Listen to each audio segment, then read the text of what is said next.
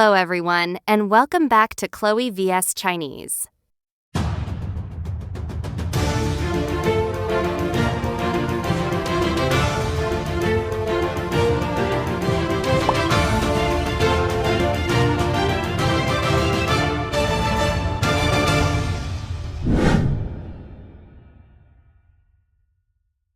I'm Chloe. And I'm Daniel. Hello, everyone. Today, we are discussing a very sensitive but incredibly important topic. Visiting someone in a Chinese hospital, or Dao Yi Yuan Kanwang Bingrain.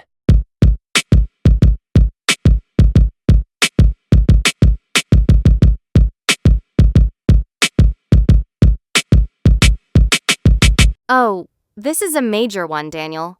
Hospital etiquette in China carries a lot of deep-rooted cultural beliefs and taboos that are completely different from the West. Tell me about it, Chloe.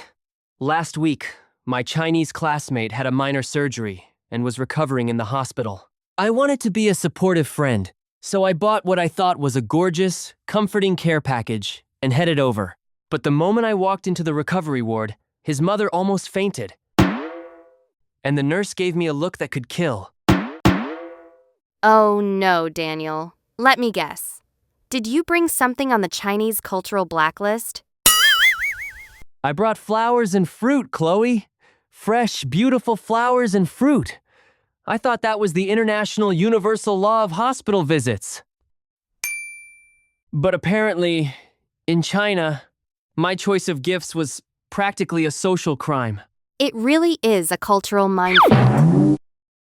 To save all of you from causing a medical emergency out of pure kindness, today we are breaking down the top 3 things you should absolutely never do when visiting a patient in China.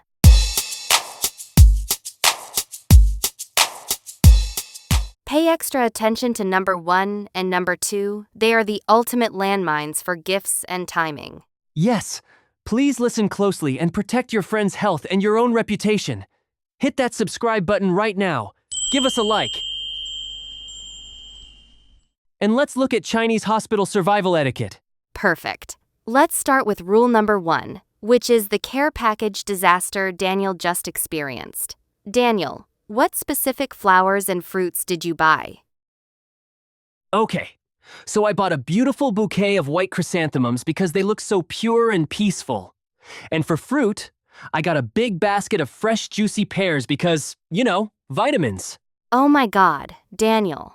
White chrysanthemums. Or baijuhua. And pears. Or li. You practically brought a funeral kit to a recovery room. What? Why? First, baijuhua are exclusively used for funerals and mourning the dead in China. Giving them to a living person, especially someone in a hospital bed, is a massive taboo. It's like saying, hey, I'm ready for your funeral. Oh no! I had no idea! What about the pears? As we mentioned in our gift-giving episode, li sounds exactly like li, which means separation. In a hospital context, giving someone a pear implies that you are wishing for them to bingli, meaning to separate from this world essentially, to pass away. Man, my get-well-soon basket was actually a rest-in-peace basket. What should I have brought instead? Stick to apples, or pingua, because the word sounds like pingon, which means safety and peace. And for flowers, choose bright, happy colors like pink carnations or lilies. Never solid white or yellow chrysanthemums. Wow, pinguo for peace. Got it. Now, rule number 2 is about timing. In America, we usually visit people in the afternoon or evening after work. So I showed up at the hospital around noon, thinking it was a good lunch break time. But the ward was completely dark, and everyone was glaring at me. Rule number 2. Never visit a patient during the sacred nap time, or wushui. Nap time in a hospital? Yes, in China, washui is a national daily ritual, typically between 12 p.m. and 2 p.m.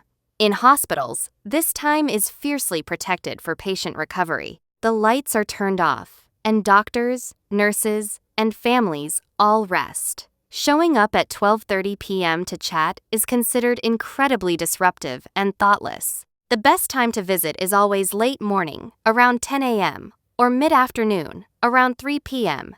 Right. Avoid the noon dead zone. Got it.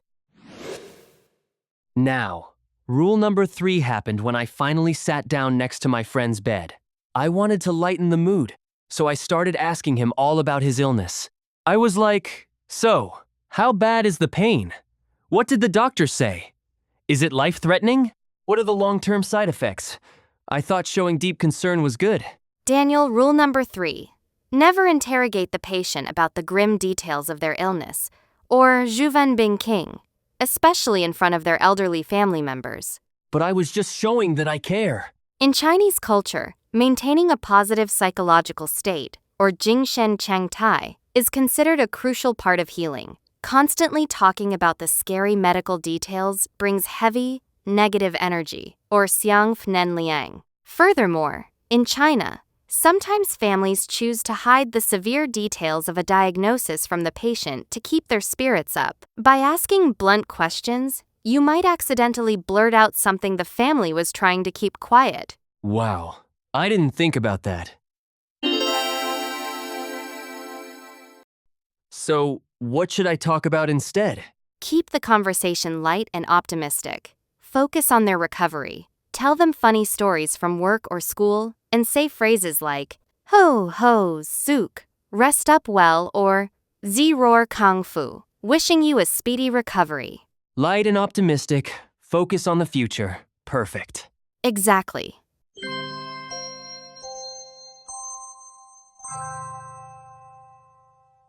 Let's do a quick medical survival recap for visiting a friend in a Chinese hospital. 1. Never bring white chrysanthemums or pears. Stick to Pingu for peace. 2. Never visit during the 12 to 2 p.m. Washui nap time. And 3. Never ask depressing or blunt questions about the illness. Brilliant. If I had known these 3 rules, I wouldn't have given my classmate's mother a minor heart attack.